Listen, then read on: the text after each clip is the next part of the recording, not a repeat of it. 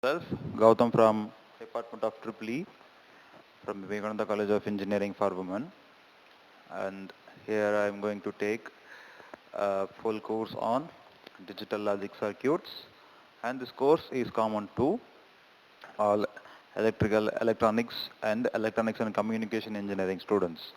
That is for all EEE and EC students. And if you are coming from a non-circuit branch, and you can make use of the lecture also.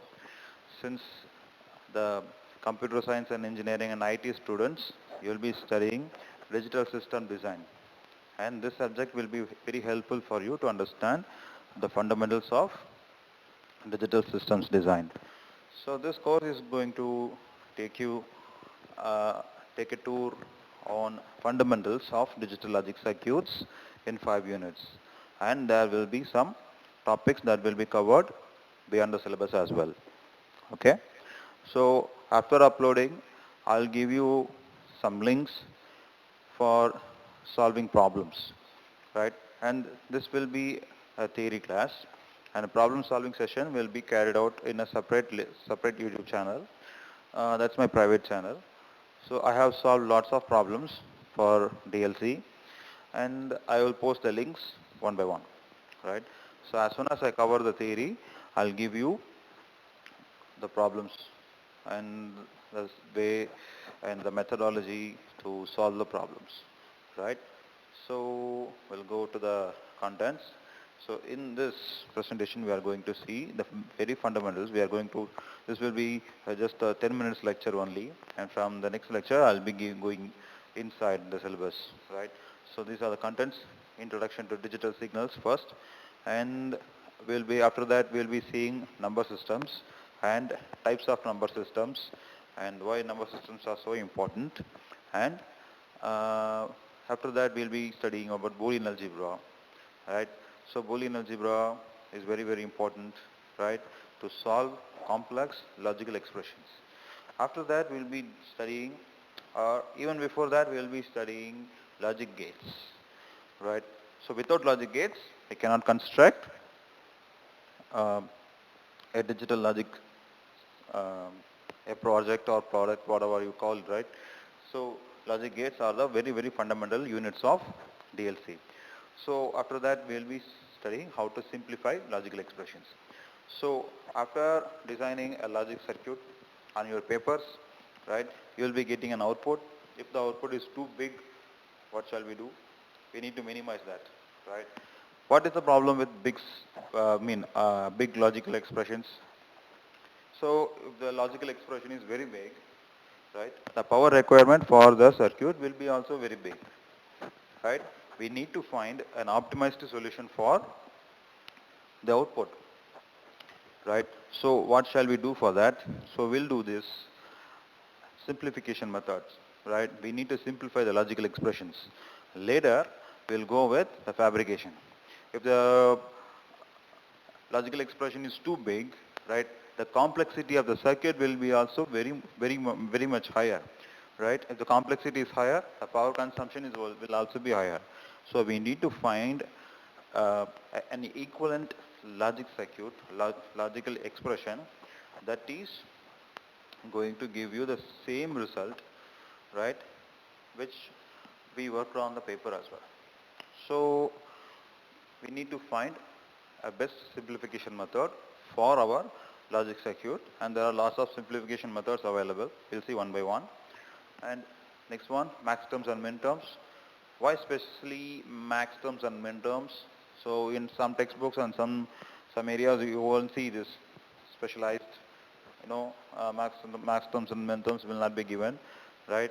Because without knowing what is max term and what is min term, you cannot study the last point, K-maps, right? Simply starting K-maps without knowing what is min term, what is max term, it is impossible for you to understand.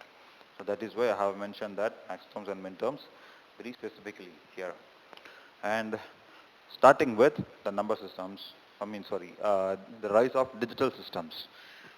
So we are living in the digital age, right? Our ancestors, they lived in the Stone Age, New Stone Age, and Monolithic, Paleolithic, right? Ice Age, Jurassic Age.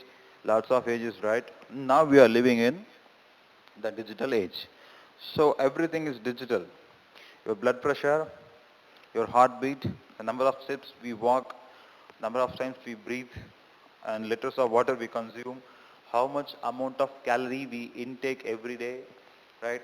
How much time we are sleeping, our sleeping time, right? Your active time, right? Your reading time, everything will is and will be, can be converted into a digital data, right? Each and every part of our daily real-time data can be converted into digital data, which will be very useful for us to analyze where are we and what are we doing and how can we improve as a person and how can we improve as a society, right? There are lots of things. So data processing. So what is data processing? For example, if you are visiting a bank to open a new account, they'll be asking you for your Aadhaar card, right? If you link your Aadhaar card with your bank account, you are linking your everything to the bank, right? Simply giving your Aadhaar card and you are authenticating the information. That means you are connecting yourself with the bank. So your Aadhaar card carries everything, starting from your fingertips to the last transaction you have done with your debit card or credit card, right?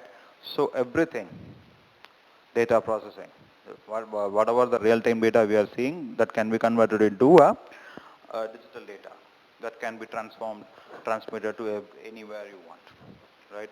And telecommunication, right? My grandfathers used to send telegrams. If someone is seriously ill and someone expired, unfortunately, right, that will be sent using a telegram, right? For example, if someone is just sending a telegram, and if the telegram reaches the local village, and the postman is carrying the telegram, and he's shouting, you got a telegram, he will be shouting, right? The whole village will be shaking with fear that they are receiving a telegram, right? Receiving a telegram means receiving a death news, news of someone expired, someone is dead, right? So now, what happens now? We are sending SMS. We are always connected online. We are talking and chatting and sending emails, uh, sending audio notes, images, videos, clips, whatever we want, we are sharing just like that, right?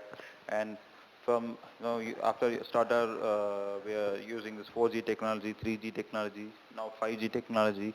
We are able to transmit bulk files, right? We used to carry pen drives of 1 GB, 2 GB.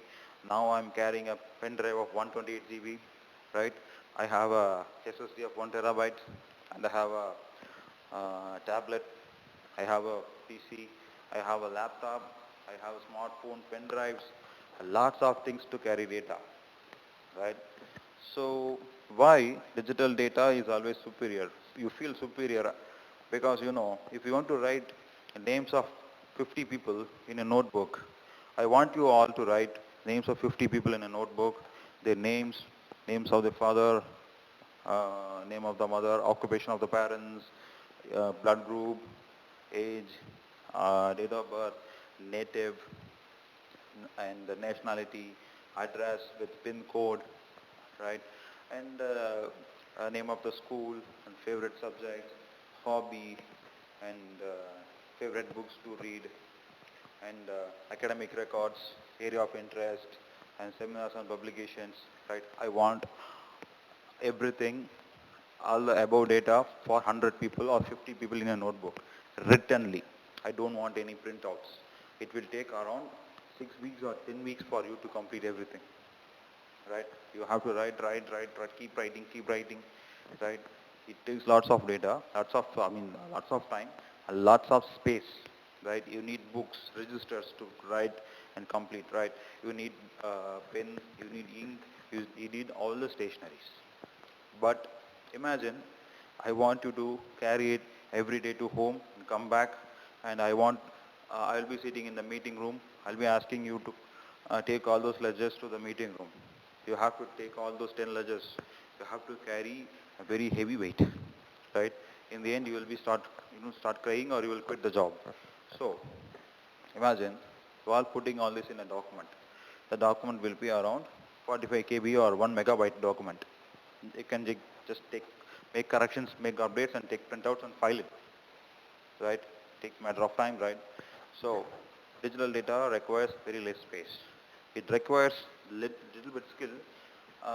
Someone, they need to operate computers, and someone they need to operate Windows, Microsoft Office, and they need to take printouts properly, do the alignment, just like that. And someone they needs to have the sense of documentation, right? So this is for everything. This is for medicine, space research, agriculture, biotechnology, and everyone needs digital technology, right? Everyone. Actually, they are utilizing digital technology to the next level, right? So without digital technology, you know, people people lived happily, but with digital technology, people are living comfortably. That's the thing. So we're not going to discuss about happiness and comfortness, but still, digital data are actually ruling us. So it is very important for you people to study digital systems.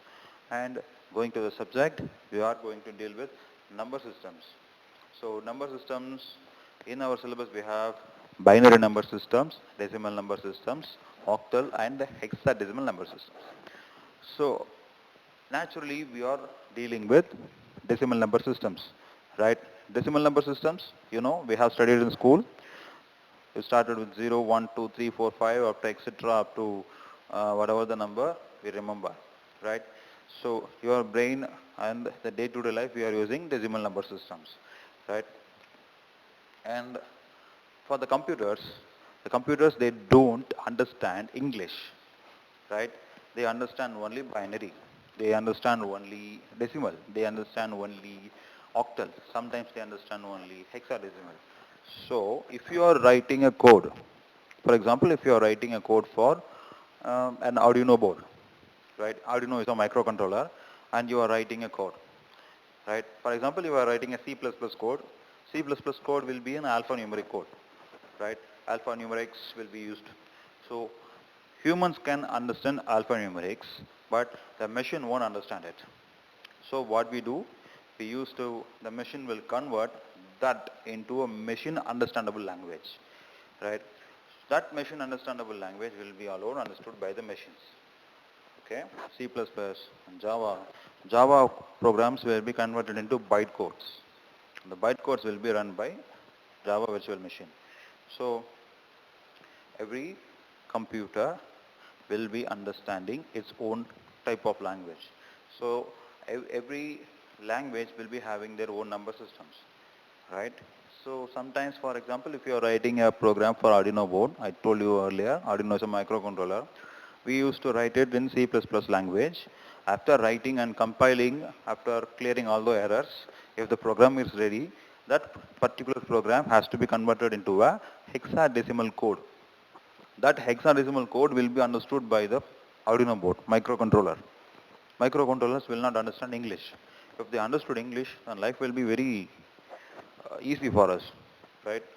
So the hexadecimal code has to be created so that the microcontroller will be understanding the hexadecimal code.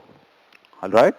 So it is important for all of us to understand binary number systems, decimal number systems, octal and hexadecimal. So binary number systems, the name indicates that by stands for 2. There will be just 2 digits involved in binary number systems. The first one is 0 and another one is 1. Right? We will be seeing very detailedly. Right? Since we call it binary, the base of binary number systems is 2. And decimal number systems, decimal, the base will be 10. So it starts with 0 and ends with 9. So there are 10 digits, so the base is naturally 10. And octal number systems, you know what is octagon, right? Geometrical shape, it has 8 sides. So the base of octal number systems is 8 and hexadecimal number system is 16, right? We'll be seeing that very, very detailedly in the coming classes. Now, logic gates. Logic gates, without logic gates, there is no digital logic circuit, right? If there is no logic gate, no logic circuit. Logic gates are like the bloodlines, air, water for a digital logic circuit. If you remove logic gates, there is no circuit. So logic gates are the fundamentals. Logic gates utilize the number systems, right? That is why the logic gates come next to number systems. So we have two types of logic gates here, fundamental logic gates and universal gates. Fundamental logic gates are AND gate, OR gate and NOT gate, right? AND gates, they use to multiply. We don't generally use the term multiply in DLC.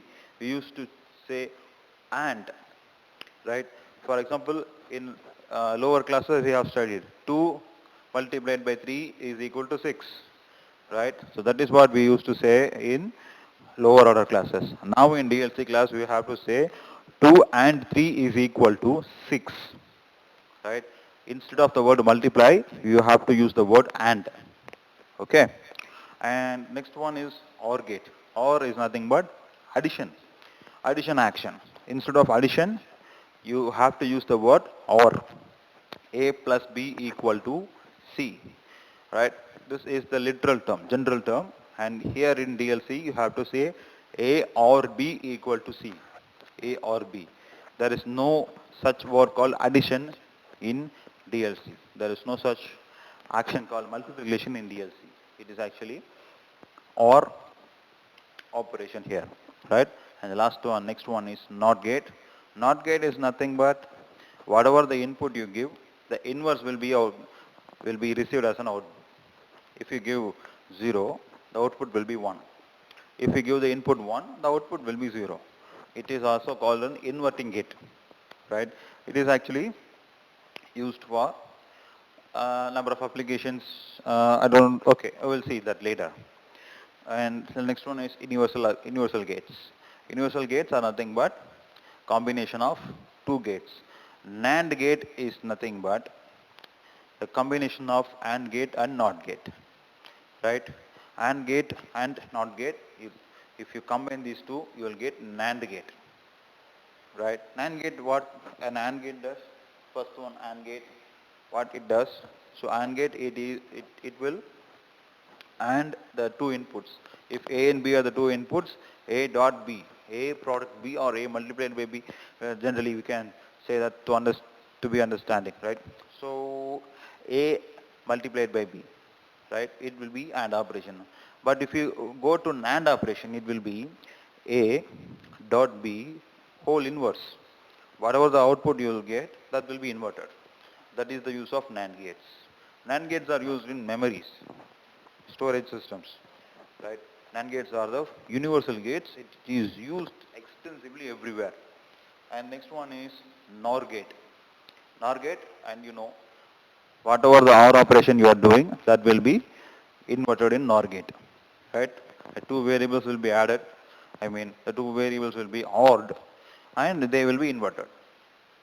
That we will see graphically and diagrammatically in coming classes. And next one is Boolean algebra. You know what is Boolean algebra? Most of you might have studied in your schools, lower order classes. Boolean algebra is nothing but it is a set of expressions and laws. And here, why we are going for Boolean algebra? Since we have studied number systems and logic gates, and Boolean algebra will be very useful when if there are lots of logic gates combining together and you are getting a very lengthy logical expression, you need to simplify it, right? Without simplification, if you are going for designing a circuit, right, that circuit will be giving you, consuming lots of power, lots of heat and lots of errors, and that circuit will be slow. So, to avoid all these problems, we are going with Boolean algebra. Boolean algebra will help you to simplify your expression, right? The output of your expression, for example, is ax square, right?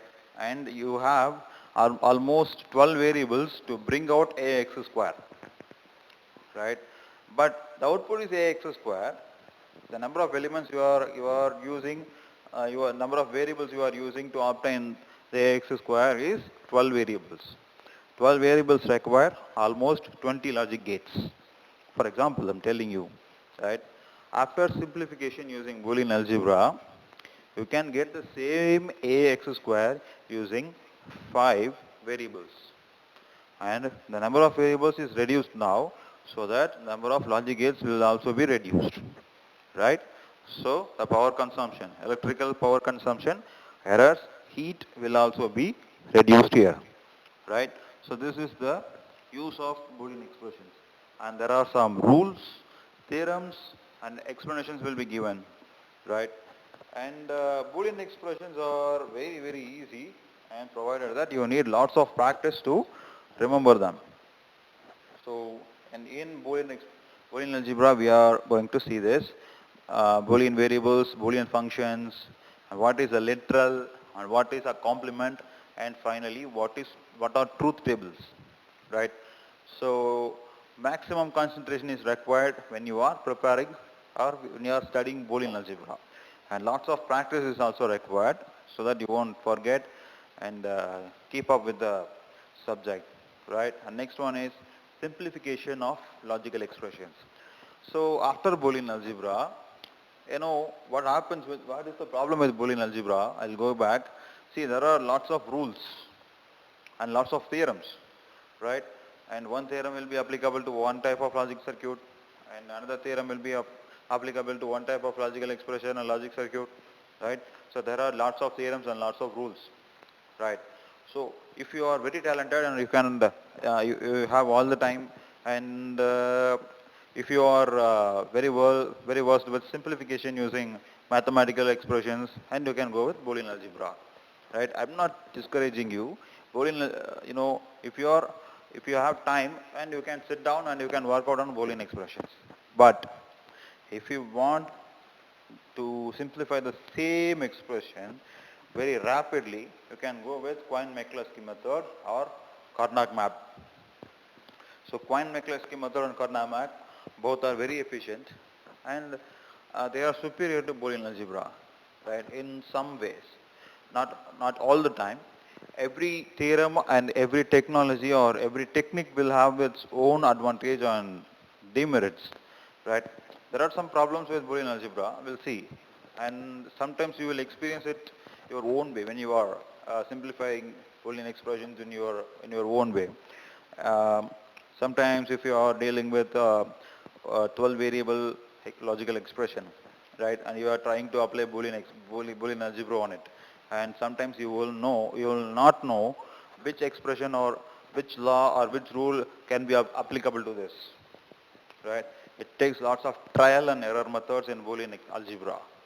But K-maps and Quine-McCluskey methods, they have their own standards, right? Using the number of variables and using the equation itself, we can try to cut down the size of the logical expression, right? So all these Boolean algebras, Quine-McCluskey, Karnaugh maps, right? All these are given to, all these are applied for simplification of your logical expression, right? And this is about the introduction class.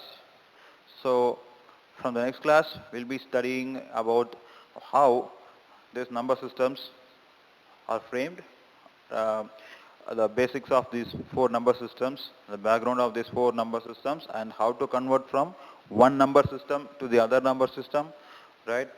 So we'll follow a table, and using the table, I'll give you the explanation for what is happening between these four number systems, right?